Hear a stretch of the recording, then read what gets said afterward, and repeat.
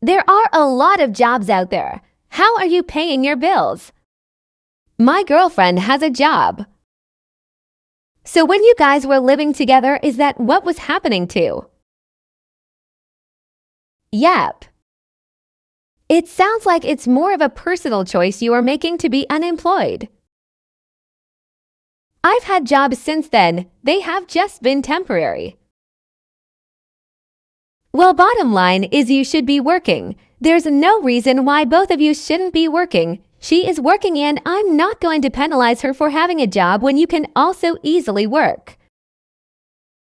Well, I can't just walk into any job and get hired on the spot. So let's say next week you do get a job. What happens to baby girl in the days you have her? Well, obviously she can go to daycare when I'm not home to watch her. I just don't want to send her when I'm home and can spend time with her. Well, when the difference is $950 or $100, then yes, you should. She doesn't pay for anything anyways. At the end of the day, everything she pays she get back.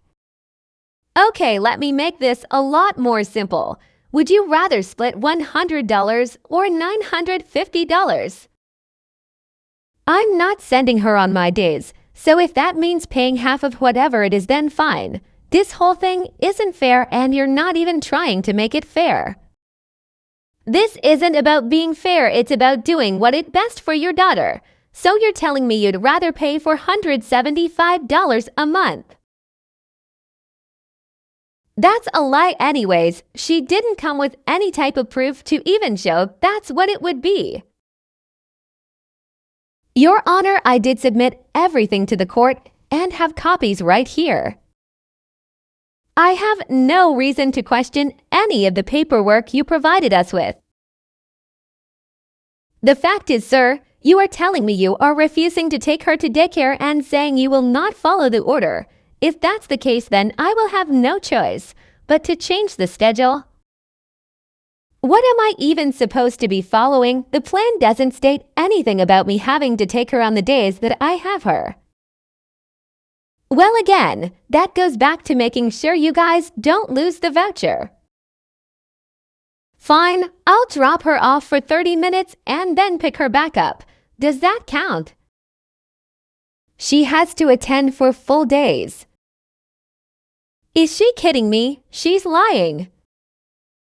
In the paperwork, is there anything on there that states the minimum amount of time she has to be there per day for it to count? Yes, let me look. I brought everything with me. It says on this sheet that to receive full-time credit, she must be there at least 4 hours and 30 minutes a day. Okay, and you did submit all of this to the courts as well as the paperwork showing the voucher information and agreement. Yes, if you look at the paperwork under baby girl's daycare, it's all there. Okay, good. I just wanted to make sure you did submit all of that as exhibits, because that also means that you, sir, did receive copies of all of this prior to court today. I don't know. I don't remember seeing any of this. Okay, but my point is that this isn't just hearsay. This is proof she is showing. So the order is that both parents split the cost of daycare 50-50. You both agreed to that, and I have no reason to change it. That will remain in place. And sir, I'll also add that if you still choose after today to not to take her to daycare enough for her to keep her voucher, she will still only be obligated to pay her portion of $50. You will be responsible for the remaining balance. I'll take her to daycare. Okay, then it'll stay at $50 each. Otherwise, it'll be your responsibility. Those are my orders moving forward. Okay, but then what about my pictures? And what about the Dr. OG test I'm requesting? Is that just whatever? Are we just going to ignore my requests? I feel like I came with all the facts. She came with all these fake stories and made-up policies, and whatever she says, it's just all good and it goes. I don't think you are seeing the events of today the same way the court is, but as far as today goes, there's really nothing else I can do. Can you please tell me what to do about all of my other concerns I submitted? Which concern are you speaking on specifically that we haven't addressed yet? I need a way to communicate with him to get updates on my daughter. There are days I don't even know where she is. I don't think I'm asking for a lot, and everything I'm asking I already offer him. Sir, do you have a working cell phone? I do. I have no idea what she's on about. Him and his girlfriend have different numbers every week, it feels. I don't even know what apartment he lives in now. They keep moving. So are you asking for an address?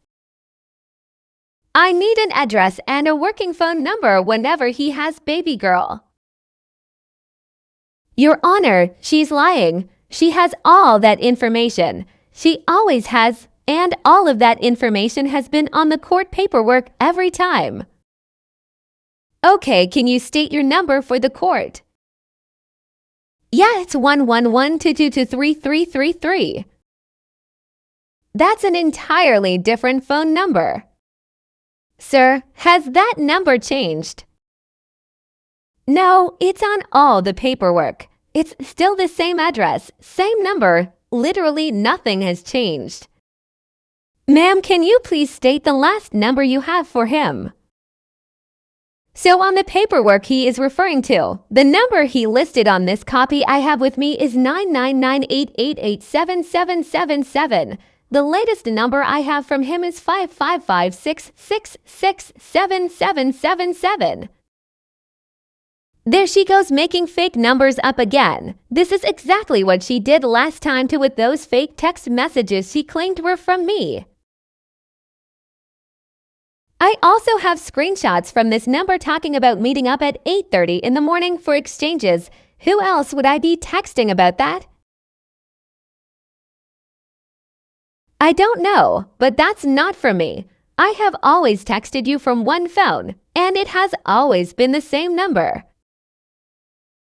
Your Honor, if you look at the text messages I submitted, the number I have, he even texted me that I will not get baby girl back if I can't figure out his new number.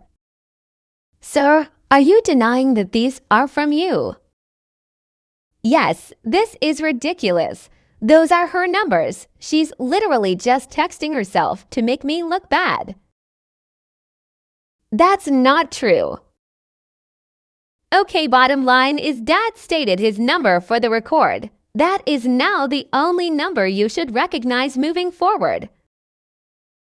Okay, but what about him threatening to keep my daughter if I can't figure out how to contact him? Is that allowed? If that happens, the court will hold you in contempt. That applies to both of you. The number that Dad stated for the record, are you familiar with that number? No. Okay, so do you have your phone with you? No, it's at home. Do you have any phone with you? No, my phone is at home, but if you call it, my girlfriend should answer it. Okay, great. Ma'am, do you know who his girlfriend is? Yes, I'm familiar with her. Good, sir, give her that number that you just stated for the record. Ma'am, can you please call it? Do I just put it on speakerphone? Yes, please. Do you just want my phone? No, it's fine. Just hold it up and show me the screen. Okay, good. That's the correct number that he just gave. Go ahead and call it. Tracy calls. The subscriber you have dialed is not in service. Well, apparently that number doesn't work. Oh yeah, I did just change it yesterday. It's whatever. I'll give her my new number. I'm not buying it. You're feeding me a line.